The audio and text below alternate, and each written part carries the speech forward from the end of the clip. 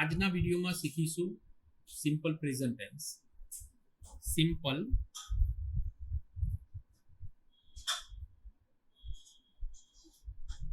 Present tense. First person singular, first person plural, first person singular I. I એટલે હું, પહેલો પુરુષ એક વચન. આઈ નું બહુવચન થશે વી. વી એટલે અમે. તો ફર્સ્ટ પર્સન પહેલો પુરુષ એક વચન આઈ, પહેલો પુરુષ બહુવચન વી. સેકન્ડ પર્સન, સેકન્ડ પર્સનમાં યુ આવે સિંગ્યુલરમાં. સિંગ્યુલર એટલે એક વચન, સેકન્ડ પર્સન સિંગ્યુલર એક વચન યુ. એનું બહુવચન પણ યુ થાય એટલે કે second person plural you. Third person, third person singular he, she, it. પુરુષો માટે હી, સ્ત્રીઓ માટે શી, પશુ પક્ષી પ્રાણી અન્ય નિર્જીવ વસ્તુઓ માટે ઇટનો ઉપયોગ કરીશું. તો third person singular, third person singular એક વચનમાં હી, સી, ઇટ આવશે અને પ્લુરલમાં દે થશે. હીનું પ્લુરલ પણ દે, સીનું પ્લુરલ પણ દે, ઇટનું પ્લુરલ પણ દે. તો સિમ્પલ પ્રેઝન્ટ ટેન્સમાં ફર્સ્ટ પર્સન સાથે પહેલા સબ્જેક્ટ યાની કે આઈ, હું, બોલનાર વ્યક્તિ એને સબ્જેક્ટ કહેવાય. બોલનાર વ્યક્તિ એને સબ્જેક્ટ કહેવાય. એની સાથે સીધું વર્બ આવે. આઈ ગો, હું જઉં છું. પ્લુરલ વી ગો એટલે અમે જઈએ છીએ. સેકન્ડ પર્સન સિંગ્યુલર તમે જાઓ છો, તો ઇંગ્લિશમાં યુ ગો. કરતા પછી તરત જ વર્બ મૂકવાનું, યુ ગો તમે જાઓ છો. પ્લુરલમાં યુ ગો તમે જાઓ છો. ઇંગ્લિશમાં એક વચન માટે પણ યુ અને બહુવચન માટે પણ યુ નો ઉપયોગ થાય છે સેકન્ડ પર્સનમાં. થર્ડ પર્સનમાં હી, સી, ઇટ આ ત્રણ અલગ અલગ, પુરુષો માટે, સ્ત્રીઓ માટે શી અને ઇટ પશુ પક્ષી પ્રાણી માટે તમને સમજાવ્યું. તો હીની સાથે ગો પ્રત્યય ઈએસ લાગશે. તો third person singular simple present ટેન્સમાં એસ અથવા ઈએસ પ્રત્યય લાગે. એસ અથવા ઈએસ ક્યારે આવે, એસ ક્યારે આવે અથવા ઈએસ ક્યારે આવશે એ તમને આગળના વિડીયોમાં શીખવા મળી જશે. એસ અથવા ઈએસ ક્યારે લાગે તેની લિંક તમને ડિસ્ક્રિપ્શનમાં મળી જશે. તેનો વિડીયો અલગથી બનાવેલો છે. દે ગો. તો તમે જોયું કે થર્ડ પર્સનમાં ત્રીજો પુરુષ એક વચન હોય ત્યારે વર્બને એસ અથવા ઈએસ પ્રત્યય લાગે છે. બાકી I go, we go, you go, he, she, it goes, they go. I go એટલે હું જઉં છું, વી ગો એટલે અમે જઈએ છીએ, યુ ગો એટલે તમે જાઓ છો, યુ ગો એટલે તમે જાઓ છો, હી ગોઝ તે જાય છે, શી ગોઝ તેણીની જાય છે, દે ગો તેઓ જાય છે. તો હીનું બહુવચન દે થયું, શીનું બહુવચન પણ દે અને ઇટનું બહુવચન પણ દે. તો થર્ડ પર્સનમાં બહુવચનમાં દે નો યુઝ થાય છે. આ વાક્યોને ઇંગ્લિશમાં એફર્મેટિવ કહેવાય એટલે કે હકાર વાક્યો. એફર્મેટિવ, એફર્મેટિવ, એફર્મેટિવ હકાર વાક્ય, હકાર. હવે નેગેટિવ વાક્યો. આઈ ગો એનું નેગેટિવ થશે I do not go. I do not go. We do not go. We do not go. હું જતો નથી, અમે જતા નથી. You do not go, you do not go. તમે જતા નથી. પ્લુરલમાં પણ એના એ જ આવશે, you do not go, you do not go. Third પર્સનમાં હી, શી, ઇટ. ત્રણ સાથે ડઝ નોટ ગો. અહીંયા જોયું થર્ડ પર્સનમાં ગોની સાથે યસ પ્રત્યય છે, જ્યારે નેગેટિવ સેન્ટેન્સમાં ડઝ નો ઉપયોગ થાય છે ત્યારે યસ અથવા એસ લાગે, જે પ્રત્યય લાગેલો છે નીકળી જશે. એટલે he does not go, she does not go, it does not go. અને પ્લુરલમાં બહુવચનમાં દે ડુ નોટ ગો, તેઓ જતા નથી. આ જે વાક્યો છે નેગેટિવ સેન્ટેન્સ કહેવાય. તો 3 પાર્ટ હોય, એફર્મેટિવ સેન્ટેન્સ, નેગેટિવ સેન્ટેન્સ, અને આગળ શીખીશું ઇન્ટ્રોગેટિવ સેન્ટેન્સ. નેગેટિવ એટલે કે નકાર. હવે આપણે જોઈશું ઇન્ટ્રોગેટિવ સેન્ટેન્સ. ઇન્ટ્રોગેટિવ સેન્ટેન્સ તો આઈ ગો, આઈ ગો નું ઇન્ટ્રોગેટિવ થશે do I go, do I go question mark. તો ઇન્ટ્રોગેટિવ સેન્ટેન્સમાં પહેલા પુરુષ એકવચનમાં do I go. Helping verb do વપરાય છે ઇન્ટ્રોગેટિવ બનાવવા માટે. એવી રીતે plural do we go, do we go question mark. Do I go એનું ગુજરાતી થાય શું હું જઉં છું. ડુ વી ગો શું અમે જઈએ છીએ. બીજા પુરુષમાં second person do you go, શું તમે જાઓ છો. ડુ યુ ગો, શું તમે જાઓ છો. પ્લુરલમાં પણ એમના એમ જ આવશે, ડુ યુ ગો, શું તમે જાઓ છો. થર્ડ પર્સનમાં ઇન્ટ્રોગેટિવ બનાવવા માટે ડઝ નો યુઝ થશે હેલ્પિંગ વર્બ તરીકે. Does he, she, it.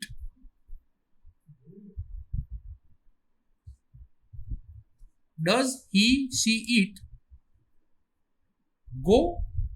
જ્યારે ઇન્ટ્રોગેટિવ સેન્ટેન્સ બનાવતા હોય તો થર્ડ પર્સનમાં એસ અથવા ઈએસ પ્રત્યય હશે, એ નીકળી જશે. ગોની જે વર્બ છે હેલ્પિંગ વર્બ ડઝ આવે ત્યારે ગો આવી જાય, એને એસ અથવા ઈએસ પ્રત્યય લાગવાનો નથી. અને પ્લુરલમાં ડુ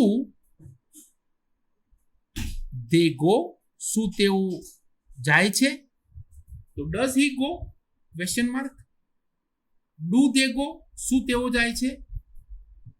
આ ઇન્ટ્રોગેટિવ સેન્ટેન્સ થયા. ઇન્ટ્રોગેટિવ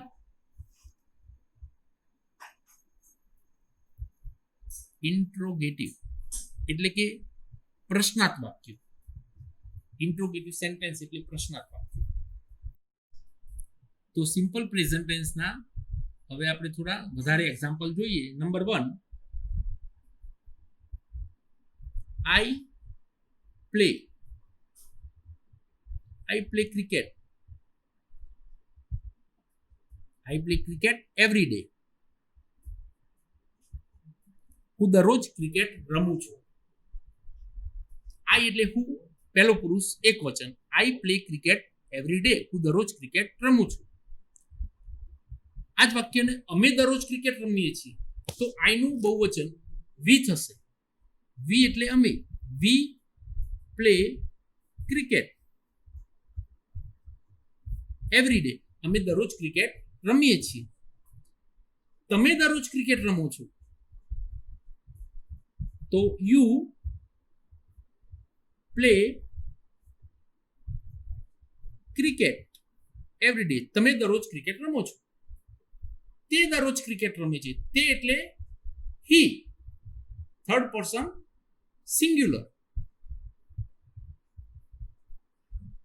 હી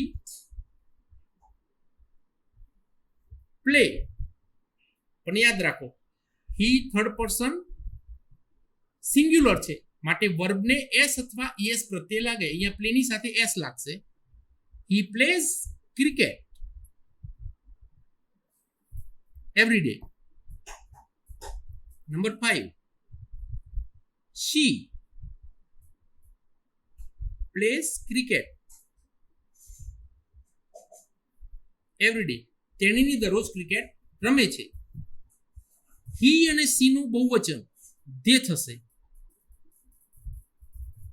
દે, પણ દે સાથે વર્બની જોડે એસ પ્રત્યય લાગતો નથી. દે પ્લે ક્રિકેટ એવરી ડે. તેઓ દરરોજ ક્રિકેટ રમે છે. હવે આ જે 6 વાક્યો જોયા છે એ 6 વાક્યોને નેગેટિવમાં કન્વર્ટ કરવાની. આ 6 વાક્યો છે એફર્મેટિવ સેન્ટેન્સ, હકાર વાક્યો છે. એ વાક્યનું negative. Number 1, I play cricket every day. હું દરરોજ ક્રિકેટ રમું છું. એનું નેગેટિવ બનાવવું છે તો I do not play cricket every day. હું દરરોજ ક્રિકેટ રમતો નથી. I do not play cricket every day. હું દરરોજ ક્રિકેટ રમતો નથી. અમે દરરોજ ક્રિકેટ રમતા નથી. એનું English we do not play cricket every day. અમે દરરોજ ક્રિકેટ રમતા નથી. We do not play cricket every day. અમે દરરોજ ક્રિકેટ રમતા નથી. You do not play cricket every day. તમે દરરોજ ક્રિકેટ રમતા નથી. એવી રીતે he does not play cricket. he does not. યાદ રાખવાનું કે ત્રીજો પુરુષ એક વચન હોય તો ડુ નથી આવતું, ડઝ આવે છે. he does not play અને વર્બમાંથી એસ નીકળી જશે. he does not play cricket every day. Number 5, she does not play cricket every day. They do not play cricket every day. તો વાક્યમાં ચોથા અને પાંચમા વાક્યમાં જોયું he does. ત્રીજો પુરુષ એક વચન હોય તો does આવે છે, she does, પણ એ બહુવચનમાં do આવે છે. જ્યારે does આવે છે ત્યારે વર્બની અંદર s અથવા es પ્રત્યય જે લાગેલો છે એ નીકળી જશે. he does not play cricket. તે ક્રિકેટ રમતો નથી અથવા રમતા નથી. તો જ્યારે ડઝ નો ઉપયોગ થાય છે હેલ્પિંગ વર્બ તરીકે નેગેટિવ વાક્ય બનાવવા માટે, ત્યારે એસ વર્બની સાથે એસ અથવા es પ્રત્યય જે હોય એ નીકળી જાય છે, એ લખવામાં આવતો નથી. અહીંયા ભૂલ થઈ શકે. આપણે ડઝ લખાવીએ છીએ, અહીંયા ડઝ લખતા હોય ત્યારે એસ પણ જોડે કન્ટિન્યુ રાખીએ છીએ, પણ એસ લખવાનો હોતો નથી. એ ધ્યાન રાખવાનું. ત્રીજા પુરુષ એક વચનમાં હી અને સી માં અહીંયા દરેક વિદ્યાર્થીને અહીંયા જ ભૂલ થતી હોય છે કે હીની અને સીની સાથે ડઝ નો ઉપયોગ કરો ત્યાં એસ પણ લખી નાખે છે. એ ધ્યાન રાખવાનું. હવે આપણે શીખીશું ઇન્ટ્રોગેટિવ સેન્ટેન્સ. ઇન્ટ્રોગેટિવ સેન્ટેન્સ તો આઈ પ્લે ક્રિકેટ એવરી ડે. હું દરરોજ ક્રિકેટ રમું છું. એનું ઇન્ટ્રોગેટિવ ગુજરાતીમાં થશે શું હું દરરોજ ક્રિકેટ રમું છું. તો ઇંગ્લિશમાં આ પ્રમાણે લખાય શું હું દરરોજ ક્રિકેટ રમું છું. ડુ હેલ્પિંગ વર્બ પહેલા આવી જશે. ડુ પછી ઓબ્જેક્ટ આવશે, સબ્જેક્ટ આવશે આઈ. ડુ આઈ પ્લે પછી વર્બ આવશે. Do I play cricket every day. Cricket every day question mark. Do I play cricket every day. શું હું દરરોજ ક્રિકેટ રમું છું. સેકન્ડ વાક્યમાં પણ એ પ્રમાણે થશે. Do we play cricket every day. Do we play cricket every day. ત્રીજા વાક્યમાં do you play cricket every day? ચોથામાં કેમ ધ્યાન રાખવાનું કે he plays cricket every day. શું તે દરરોજ he plays cricket every day, તે દરરોજ ક્રિકેટ રમે છે. તો ઇન્ટ્રોગેટિવ બનાવવા માટે એસ લાગે છે, માટે આગળ ડઝ લાગશે. હેલ્પિંગ વર્બ તરીકે ડઝ નો ઉપયોગ થશે. Does he play cricket every day? 5 નંબરના વાક્યોમાં પણ સી છે. સી એટલે થર્ડ પર્સન સિંગ્યુલર, માટે ડઝ લાગશે. ડઝ નો ઉપયોગ થશે હેલ્પિંગ વર્બ તરીકે. 6 નંબર થર્ડ પર્સન પ્લુરલ છે, બહુવચન છે, માટે ડઝ નો ઉપયોગ થતો નથી. થર્ડ પર્સન પ્લુરલમાં હંમેશા ડુ નો ઉપયોગ થાય છે. Do they play cricket every day? શું તેઓ દરરોજ ક્રિકેટ રમે છે? તો સિમ્પલ પ્રેઝન્ટ ટેન્સ વાક્યનો ઉપયોગ સનાતન સત્ય વાક્ય બોલવા માટે, દરરોજની ક્રિયાઓ થતી હોય એ વાક્યમાં ઉપયોગ કરવા માટે થાય છે. સનાતન સત્ય વાક્ય કોઈ બી હોય, સમજી લો સૂરજ પૂર્વમાં ઉગે છે, તો એ સનાતન સત્ય વાક્ય થયું, તો સિમ્પલ પ્રેઝન્ટ ટેન્સમાં લખાય.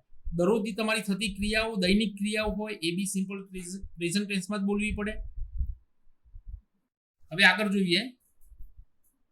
નંબર 1, આઈ ખાલી જગ્યા ફૂટબોલ એવરી ડે. આઈ પહેલો પુરુષ છે, પહેલો પુરુષ એક વચન, તો પ્લે વર્બ છે, તો પ્લે વર્બમાંથી અહીંયા શું લખાય? આઈ પ્લે, કારણ કે પહેલા પુરુષ એક વચનમાં વર્બમાં એસ અથવા એસ લાગવાનું નથી, એટલે I play football every day. I play football every day, હું દરરોજ ફૂટબોલ રમું છું. સેકન્ડ વાક્ય, રમેશ ખાલી જગ્યા N apple every day. Verb છે ઈટ એટલે ખાવું. હવે રમેશ કયા પુરુષમાં આવે? તો રમેશ ત્રીજો પુરુષ એક વચન, હી. રમેશ ત્રીજો પુરુષ એક વચન એટલે હી કહેવાય, માટે રમેશ ત્રીજો પુરુષ એક વચન થાય. સિમ્પલ પ્રેઝન્ટ ટેન્સમાં ત્રીજા પુરુષ એક વચનમાં એસ અથવા ઈએસ પ્રત્યય લાગે છે, માટે ઈટની સાથે એસ લાગશે. Eats. Ramesh eats an apple every day. Third નંબરમાં યુ ખાલી જગ્યા મિલ્ક એવરી ડે. યુ બીજો પુરુષ એક વચન છે, બહુવચન પણ ચાલે, બહુવચન કહો તો બી ચાલે, કારણ કે બહુવચનમાં બી યુ જ આવે છે. તો યુ ખાલી જગ્યા મિલ્ક એવરી ડે, અહીંયા વર્બ વચ્ચે લખ્યું છે ડ્રિંક, તો ડ્રિંક જ આવશે. You drink milk every day, તમે દરરોજ દૂધ પીવો છો. ધ સન ખાલી જગ્યા બ્રાઇટલી, શાઇન એટલે ચમકવું. ધ સન કયો પુરુષ આવે? સન એ ત્રીજો પુરુષ એક વચન, ઈટ. આપણે જે ત્રીજા પુરુષ એક વચનમાં હી સી ઈટ લખીએ છીએ, એમાં ઈટ એ ત્રીજા પુરુષ એક વચનમાં આવે, તો ધ સન ત્રીજો પુરુષ એક વચન માટે શાઇન, SHINES. એસ પ્રત્યય લાગશે, એ આપેલો છે પાછળ, એટલે એસ જ લગાવીશું પ્રત્યય. The sun shines brightly. 5મા નંબરમાં વિવેક એન્ડ સુજલ ખાલી જગ્યા ધેર રૂમ. વર્બ છે ક્લીન એટલે સાફ કરવું. તો અહીંયા વિવેક ખાલી એટલા વિવેક લઈએ તો એક વચન, ત્રીજો પુરુષ એક વચન. વિવેક અને સુજલ બે વ્યક્તિ થયા, તો ત્રીજા પુરુષ એક વચનની જગ્યાએ ત્રીજો પુરુષ બહુવચન કહેવાય. વિવેક અને સુજલ એટલે ત્રીજો પુરુષ બહુવચન થઈ ગઈ, તો ત્રીજા પુરુષ બહુવચનમાં ધે આવે, ધે સાથે ક્લીન એસ લાગશે નહીં, તો અહીંયા બ્લેન્ક્સમાં આવશે ક્લીન, CLE ક્લીન. 6 નંબરની બ્લેન્ક્સ. પાયલ ખાલી જગ્યા ધ ક્લોથ. પાયલ છોકરી છે, સી ત્રીજો પુરુષ એક વચન, માટે વોશ જે વર્બ છે, વોશ એટલે ધોવું, કપડા ધોવા, વોશ, તો એમાં ES પ્રત્યય લાગશે, વોશિસ.